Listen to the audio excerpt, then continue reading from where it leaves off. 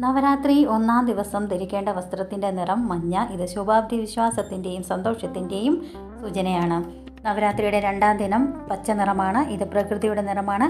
സമാധാനവും ശാന്തതയും നിലനിർത്താൻ ഈ നിറം സഹായിക്കും. നവരാത്രിയുടെ മൂന്നാം ദിനം ധരിക്കേണ്ട നിറം ചാരനിറം. ഇത് പക്വതയെയും ജ്ഞാനത്തെയും സൂചിപ്പിക്കുന്നു. നവരാത്രിയുടെ നാലാം നാൾ ധരിക്കേണ്ട നിറം ഓറഞ്ച്. ഈ നിറം ധരിക്കുമ്പോൾ നമുക്ക് സന്തോഷവും പോസിറ്റിവിറ്റിയും ലഭിക്കുന്നു. നവരാത്രിയുടെ അഞ്ചാം നാൾ ധരിക്കേണ്ട നിറം വെള്ള. ഇത് സമാധാനത്തിൻ്റെയും വിശുദ്ധിയുടെയും നിറമാണ്. നവരാത്രിയുടെ ആറാം നാൾ ധരിക്കേണ്ട ദേവിക്ക് പ്രിയപ്പെട്ട ചുവപ്പ്. ചുവപ്പ് ധരിക്കുന്നത് ശക്തിയെയും ധൈര്യത്തെയും സൂചിപ്പിക്കുന്നു. നവരാത്രിയുടെ ഏഴാം നാൾ ധരിക്കേണ്ട നിറം റോയൽ ബ്ലൂ ആണ്.